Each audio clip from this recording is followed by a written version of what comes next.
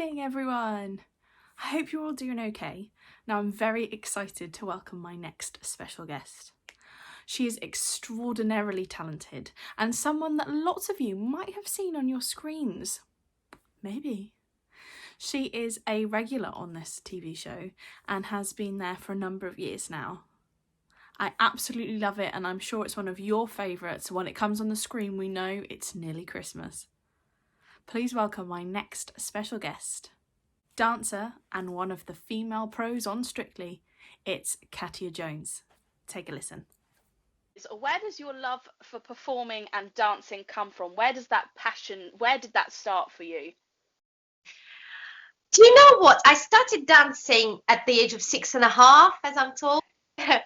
And I did not just dancing, I did piano, I learned piano, singing, drawing, gymnastics. I wasn't very good at that. So like probably majority of English kids, I did a lot of after school activities.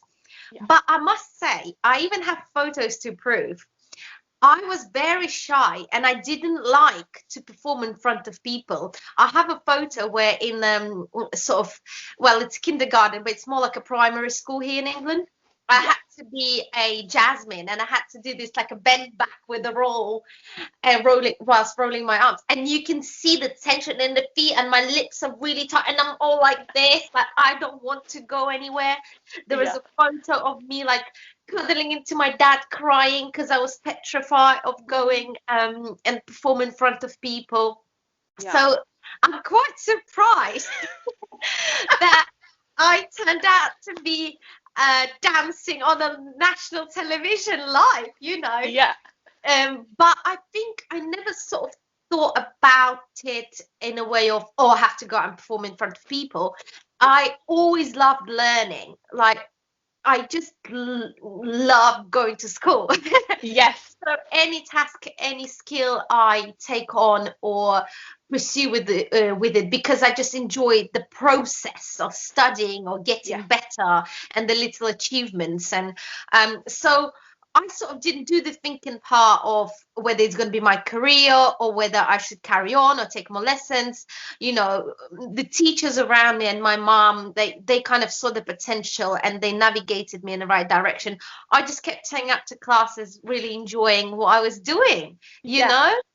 And perfect. Then after a while, like I said, I think my teachers said to my mom, like, it comes very naturally to her. I think she should carry on. And my mom believed in me and kept taking me to classes and then to a bigger school in the city because I lived outside the main city.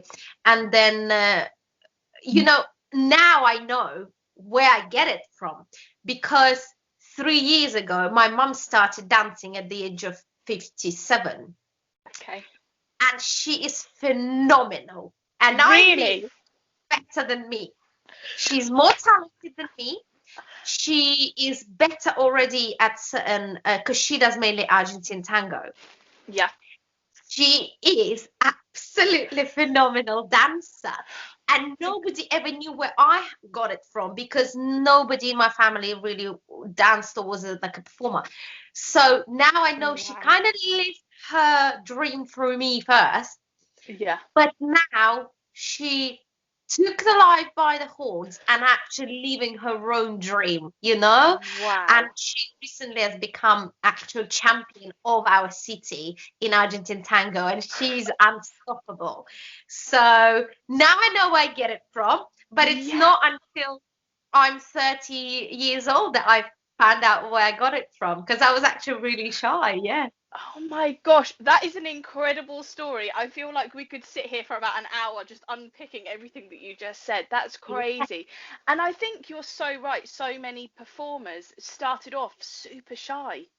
Just really, really shy. I think once you find your little niche, your little thing that you're really good at, and like you say, you enhance it, and people put in the time and the effort, and you go along with it, and you learn, and you turn up to these things, and you realize, actually, I'm really good at this, and I really enjoy doing this. And for children, they just don't go, oh yeah, you know what, this is going to be my thing for the next like 50 years. This is what I'm going to do.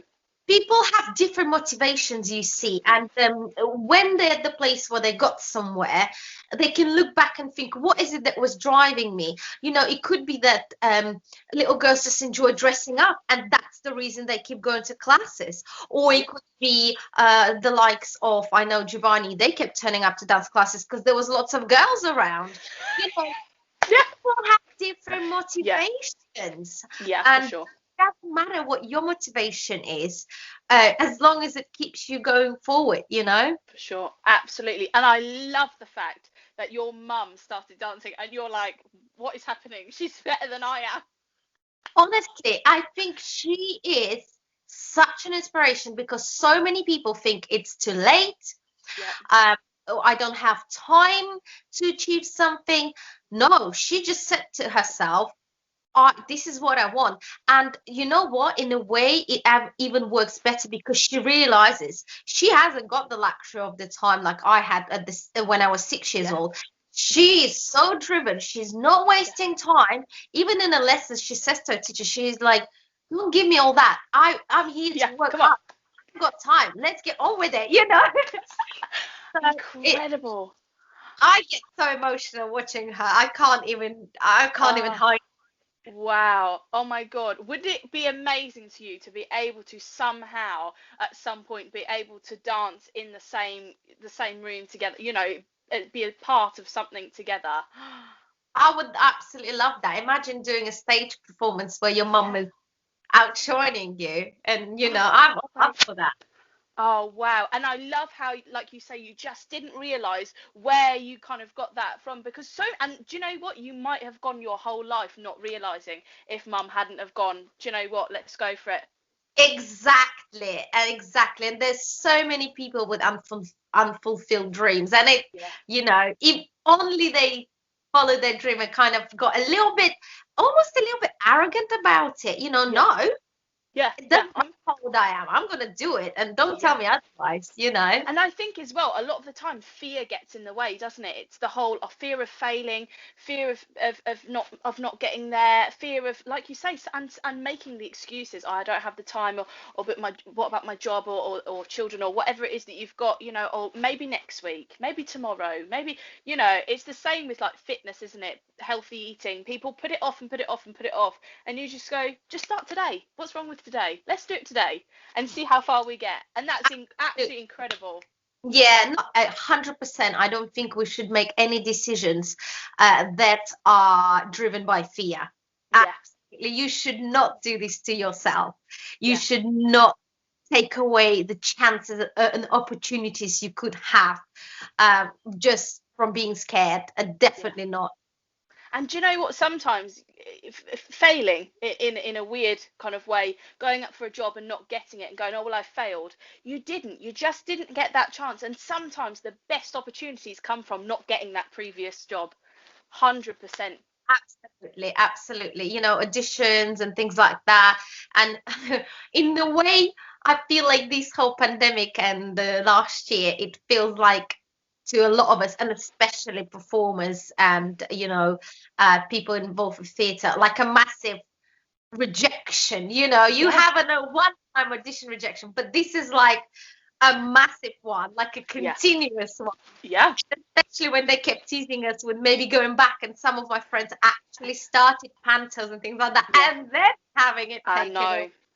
know. So definitely we should not look at it that way, because this is something we can't control. I always try to focus on things that I can control and really improve myself or take away a lesson from it, and what can I do differently next time, because this is what I can physically and mentally control. These things around me, unfortunately, I can't, and I'm not going to waste my time on it. Absolutely. And that's perfect. What a great way to kind of look at it. So talk us through kind of your standout moments then in your career so far, your biggest achievements to date. What do you think? It must be hard to pinpoint certain things because, like you say, sometimes the things that on the outside people go, oh, that doesn't look that great, to you was a huge achievement.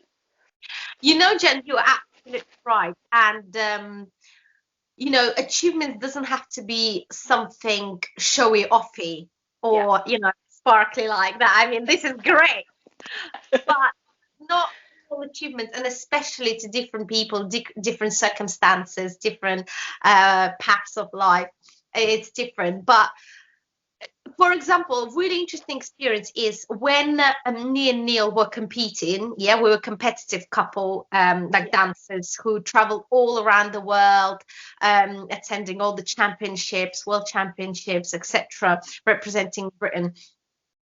Our standout moment, yes, we're 2 times world champion, we're 8 times British champion, I can go on about it, but actually our standout moment, or the moment that felt the most sort of like rewarding, is when we first made final. So we made the top 6.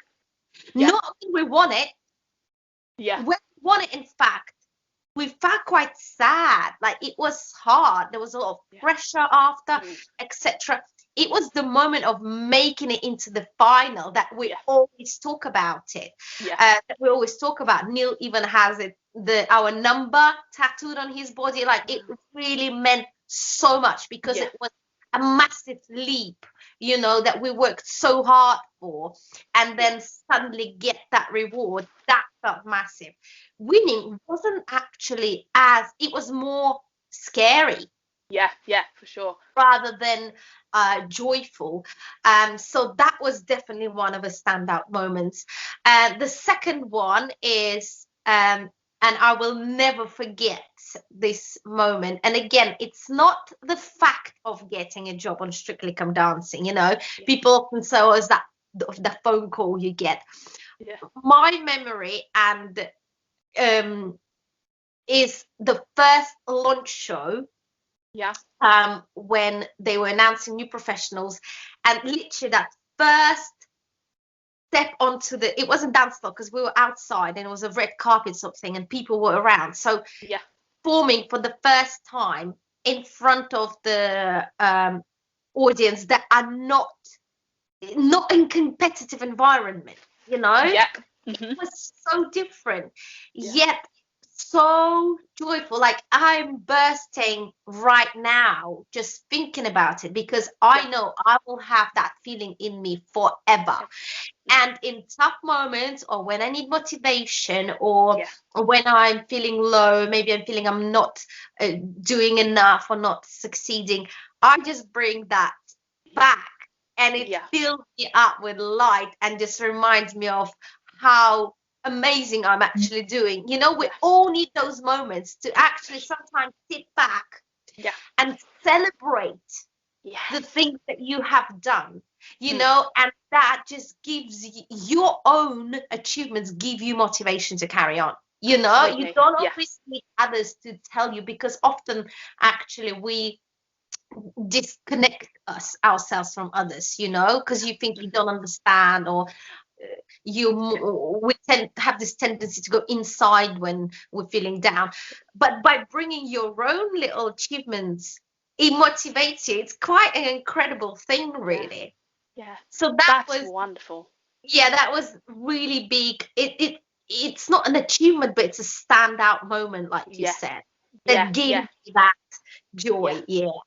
And what a wonderful way to look at it. I love that. And I'm definitely going to give that, when we're able to come back to our face-to-face learning, I'm definitely going to sell that one to my lot, because every time you beat yourself up about not getting here, or not doing this, or not being as good as somebody else, everybody's just so terrible at, we're all horrendous at doing that, whether we admit that that's something that we do, or whether we quietly go, "Oh God, I wish I could do that," like, so comparing ourselves to others, all the time, and not to others.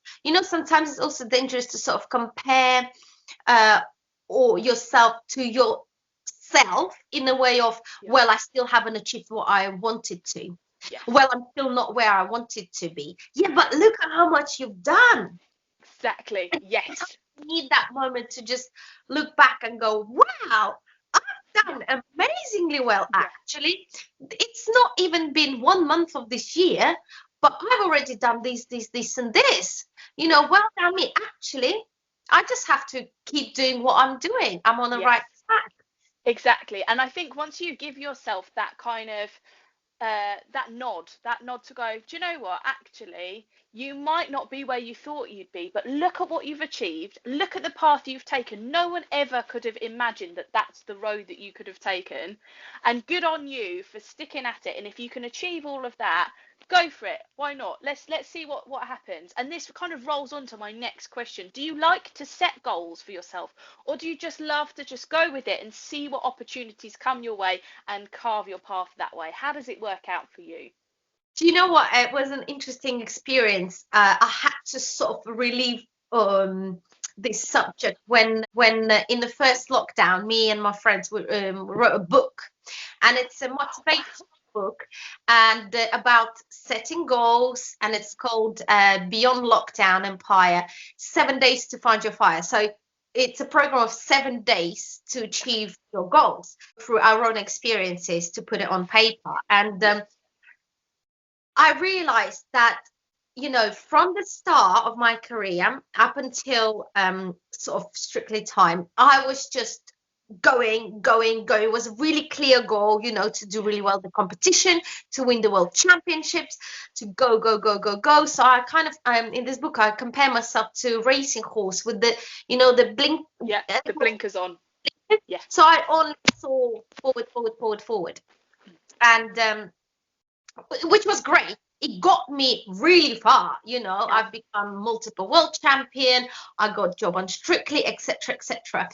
Then I sort of hit that moment, and I didn't know why, where I was feeling low. I felt like I'm not successful. I felt like I'm not achieving things. Look at all these big dreams I have, and I'm not achieving them. I'm still not where I want to be, etc., etc. So I started to analyze, and the first thing was exactly what we just spoke about. I never took time to appreciate my past achievements.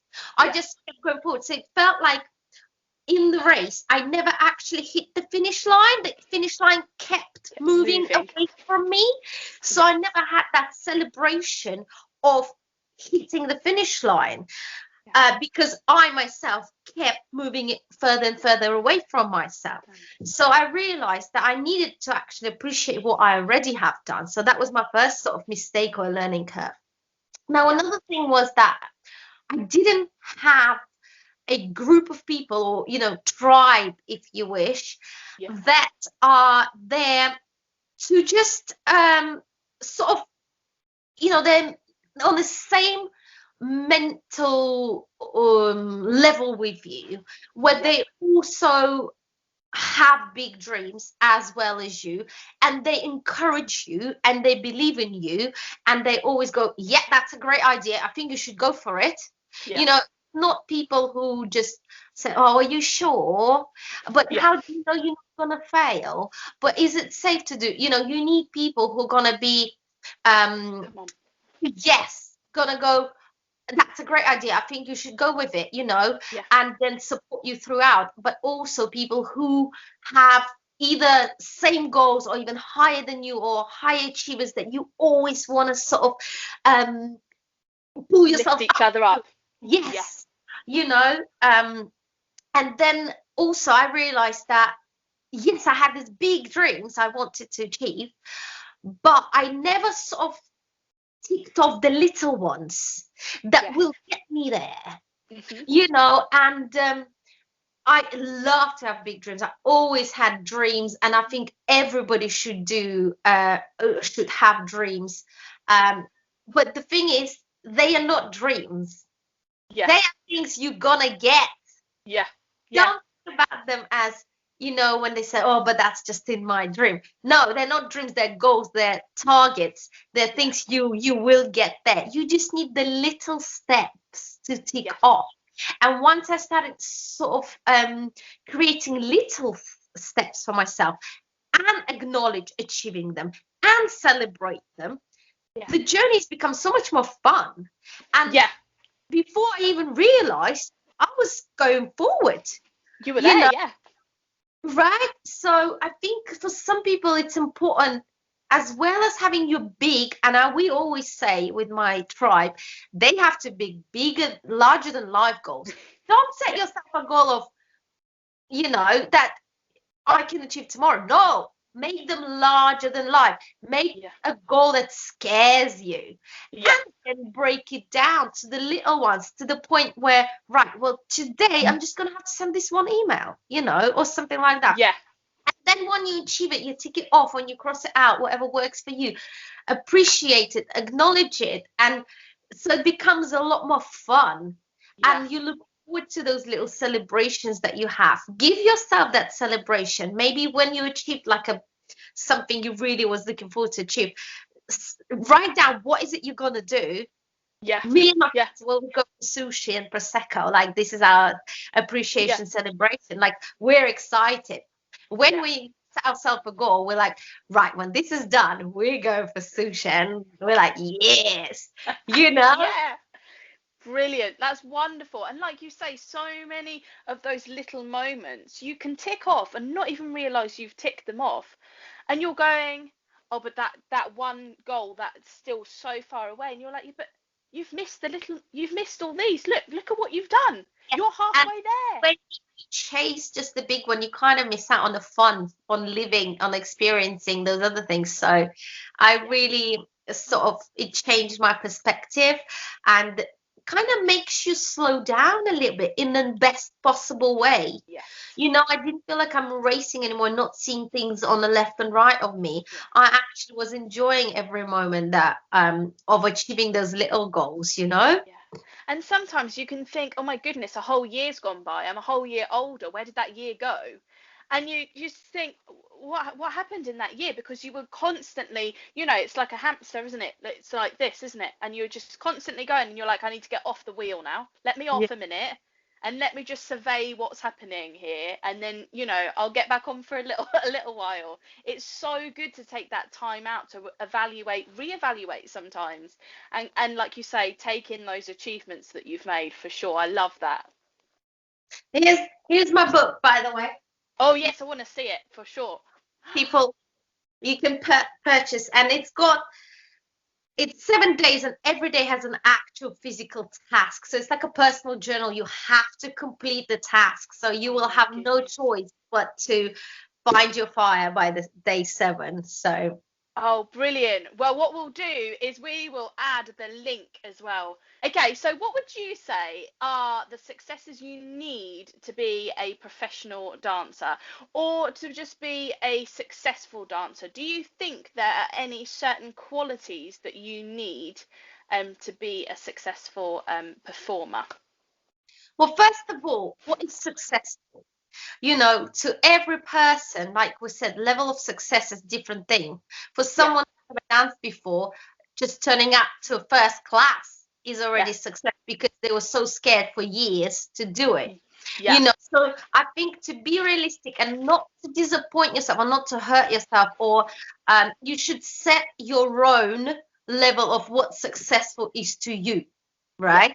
Hmm. So, for example, like my mom said out loud, she wants to be world champion.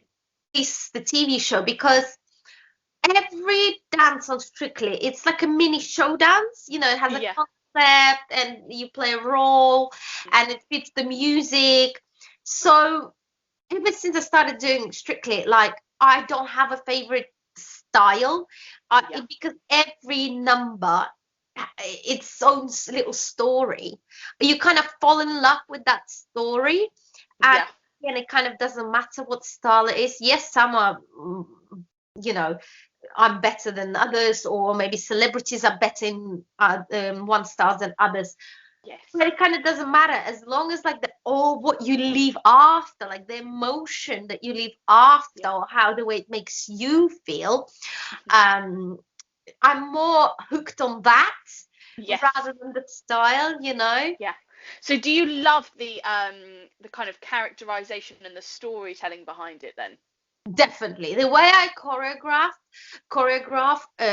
to me, every movement has to have a meaning. There has to be a story, and yeah, I sit and listen to the music for ages and imagine it all in my head. Like, there's no other way for me. I always have to find the character, the storyline, the meaning behind it, and all the little elements have to come together. Yeah. One thing I feel like you can have impact from the Yes. outside, you know?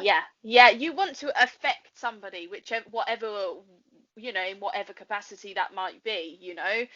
Because people won't remember the moves we did. They will only remember the feeling they had watching it. Absolutely, yes. That's the thing for you, I guess. When you've been doing your competitive dancing, you're being scrutinized on every move and every nuance and everything, aren't you? Whereas for Strictly, I guess it's slightly different because you've got an audience mainly full of people who wouldn't know, a pas de bourrée from a step ball change from a this from a that, any of it. They wouldn't have a clue what's happening. So when the judges start talking and start saying these little things and these, like I'll sit there with my family and they're just like, oh, I just really enjoyed the story. Yeah. Because for them, they don't know what they're looking for. They don't know. So as somebody who's putting together choreography, you kind of have to be quite clever in a way to give the judges what they want to see, but Yeah. also, put the technique in there, but also It's a very fine affect the balance. audience. You are right. Very fine balance because for us as professional dancers or as teachers, for example, getting Shirley to say that your celebrity nailed the heel turn, which nobody knows what the hell is heel turn. Mm-hmm. For us, it feels so good. Like, Yeah. yes, the whole week we were, working on that heel turn, and Shirley noticed it, where 99% of people in the country had no clue. However, like I said, there has to be really fine balance between putting the effort into technique, because without that technique, actually, it will be harder for them to execute the storytelling and the stylization of the dance, So what people see on Saturday and they think, oh, that's so easy, I could have done that. It's only a result of hard work on the fundamentals. Yes. And that's why we make it look so easy. Mm-hmm. Yeah. Because we worked so hard on fundamentals. Yes. And same with celebrities, when something's odd, when something's wrong. It seems like they've done all the moves, but it just didn't come together. It's probably because they haven't quite got the style or the technique of it, and you can obviously mask it with lots of faces and expression and energy, and that is really important. But the fine balance also in choreography to give the entertainment value but cover all the techniques. But I look at it as something exciting and like an exciting challenge, and every time I look back and learn from all of my choreography. Of course. Those foundations and those basics are so important to lead you on to so much. And they're the things that take time. I mean, they're the things that every single week you go into rehearsal room and you're like, no, we're still not there. No, it's okay. But we still, and they're like, but I nailed the performance. You did, but the basics are still not. And once you get those, that's when you start building on, more kind of like creative and more difficult things. But the basics are the hardest things to teach and the hardest things to learn. It's like walking. Like, honestly, the hardest thing to learn, and yes, this is an example based on dancing, but I feel like it can apply to anything, is if we're doing tango, is the tango walks. If we do rumba, the rumba walk. If we're doing samba, the samba walk. They're the hardest. The walking part is the hardest. You're like, no. And I think as well, when you learn a skill at a young age, you kind of forget all that hard work that you had to put in to learn the basics. You remember the difficult things. Oh God, I remember having to do this thing and this thing, which are the difficult things. You don't remember that all of that effort and hard work and the training these teachers put in to teach you the basics. So then when you're teaching someone else the basics, you're thinking, I don't understand how this is taking so long. It's not that it's just basic, but they're the things that take the longest of times. Absolutely. And the people often don't appreciate that, especially those watching. Yeah, exactly, of course. So tell us then, if you could do a different career, a different profession for one day, absolutely completely different to what you do now, what do you reckon you'd love to get stuck into? Oh, very easy because I love my fashion and dressmaking, and Yes. now I kind of more on a sustainable, well, not more, but on a sustainable part of it. So definitely. And in fact, I do it already. And whenever on Strictly I've got spare time, I'm always in the wardrobe department helping them out. Yeah. Or fixing my own stuff or putting crystals on the dresses. Yeah. And yeah, I do a lot of upcycling and Amazing. creating things from one thing to another. So 100% I'll be in that create costumes or anything. It's just Amazing. creating things. I like to Yeah. craft things. Yes. And I think that's the thing when you're in the kind of like creative arts industry, you just can't help it, can you? You can just go, oh, I'd love to just get my hands in there and I'd just love to try this and just, yeah, you just can't help it. That's definitely me. Yeah, I'm always like, oh, how does that work? Ooh, look, Yeah. definitely. Absolutely. So talk us through your favorite purchase of 2020 last year. What do you think you bought and thought this is the best thing I've ever bought in my life? So in July 2019, I pledged to 1 year of not buying anything at all. So in July 2020 was a year, but I actually went on for much, much longer than that. I think I went on for about 16 months. So in 2020, I only purchased 4 things. Wow. Tights, Yeah. pair of tights because I needed some black tights, a dress, but only again because it was extremely discounted, and it was an item that I know I'm gonna wear for years and years and years. It was a quality piece that Yeah. was as and the style of it wasn't like for one time. I know I'm gonna keep reusing it, and I thought I could Yeah. wear it first. It takes two. And I bought a second-hand pair of shoes, which I absolutely love. What else? What's the fourth thing? Oh, and some earrings. Yes. So these are the 4 things I bought. But because there's only 4, I love all of them because I really put thought into them. Like, do I Yes. really need them? Like I said, because I'm sort of trying to do as much as I can towards sustainability and slowing down fast Yes. fashion. I've done a lot of work with Oxfam and spoke on their Yeah. behalf with different campaigns they run.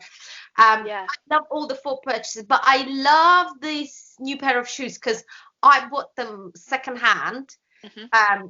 But obviously they were like either didn't fit the person or something, but Yes. so they were pretty much brand new. I absolutely love them. Like I wear them all the time. They're really cool shoes, and Yeah. I'm just proud of doing my purchase secondhand. Yes. So this is probably my favorite item. In Yeah, I love the fact that you pledged to do that. Do you know what? It's so difficult when you're boredom is a massive, massive factor for just buying for the sake of buying. you know what? It was the easiest thing I have ever Was committed. it? Yes, the easiest by far that I've Wow. like. Okay, being vegetarian, actually, I've turned vegetarian just a few months ago. That hasn't been difficult either. Somehow you just, you know what you have to start doing? You have to say it out loud. Yeah. Turn up and like, for example, with my family, like they were like, what are you doing? Oh, it's just a thing, it's why are you being silly? And you just have to keep saying it. You Hmm. turn up to a cafe, you just straight away go, I'm a vegetarian. You do have a vegetarian menu, or you go and your friend's house for dinner, you go, oh, by the way, I'm a vegetarian. You have to Yeah. start saying it, because by putting it out there, you convincing yourself, and there's no way back, there's no way out, Yes. so Incredible. Yeah. every single time you have opportunity, like when I committed to a year, I'll put it on social media. I put, just because I knew that once I say it, I put it out in the universe, I'm committed. I Yeah, can't go for back. sure. And it's Absolutely. become really easy. Both things has been probably the easiest things. Wow. And do you know what I think as well? It's your mentality. You like the fact that you've, always striven for better things, for, you're always on the go in that sense in your life, in your career. You kind of just put those things that you've learnt in place to do other things. Absolutely, absolutely. Because people can say like, oh, it's going to be hard just to turn vegetarian. I'm just going to like slowly take it down, or Yeah. oh, I can't resist but to shop. But it's exactly what you said. I kind of just commit 150%, Yeah, which and is like what I you're said, so used to doing. and it's not enough just to sort of say to yourself, like, I promise you it works. You have to send it out to the Yeah, world for you to commit, because once it's written on a paper or once it's on your social media, and just keep saying it to everybody. yeah, And do you know what? It's the same with the goal setting. If yes, you decided that you want to be an actress, yeah, or you want to be now a pianist, or you're a painter, you just have to keep saying it. yeah, Don't say, "Oh, I'm hoping to become," but I'm at the moment I work in a shop. No, yeah, hi, my name is such and such, and I'm a painter. yeah, That's yeah, it. You keep that ball rolling, and yeah, before you know it, you commit it. yeah, You know, exactly. Yeah, absolutely. 100% love that. And that's such great advice. And people will take that on for sure. I mean, you're already that it's sinking into me, because there's so many things that you do, and or that you say that you're going to do, and then you take your foot off the pedal a little bit, and you're like, why did I do that? Why did come on? Like, I'm not like that in my professional life. I'm not like that at all. If I want to achieve something, then I'm achieving it. So why in my personal life am I going, oh, I wanted to run 10k today, but I only ran 7 because I got a bit tired and I got a bit, and you talk yourself out of it. Stop talking yeah. yourself out of it. Come on, you said you were going to do it, so do it. It might take you longer than you thought. It might not be, but you still did it. So come on, like, stop taking your foot off the pedal. Maybe, Absolutely. like, just actually in a moment thinking about it, maybe that's something that, take your phone out, go on your social media, and just say to people, be like, you know what, I've stopped at 7 and I was going to commit to 10.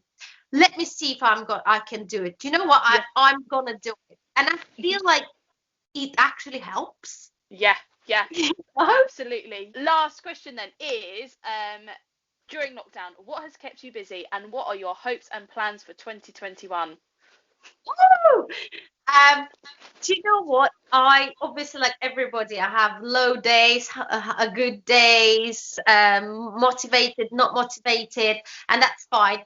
Yeah. Mainly good days, I must say, because I Yeah. always find something to look forward to, and Yes. it could be as small as like interviewing with you. I was Yeah. looking forward to that. I put something on, I put makeup on. Do you know what I mean? Like little Yes. things. And or for example, I know I'm looking forward to my daily walk, and I love seeing all the dogs, like, and saying Yes. hi to all the dogs. Uh-huh. Little things, anything. I try to sort of day by day give myself that little bit of something to look forward to, Yes. and in in the first lockdown, I did a lot of things. I started learning languages, so I took the time to improve myself. Again, I can't take control of the situation. I can Yeah. only take control of myself. And I was a little bit confused in the beginning, and Mm. I remember being off social media for about a week. I was just like, what's going to happen? Yeah. And then I just thought, I'm never going to have this time. I'm always so busy. Yeah. Hmm. Like, what are you doing with yourself? So use this time to do things to improve yourself, to something for your soul, that you never Yeah. have time to do. So I started learning languages. I took on 2 languages. I was doing upcycling classes for people, because doing that really helps me. I love helping Yes. people.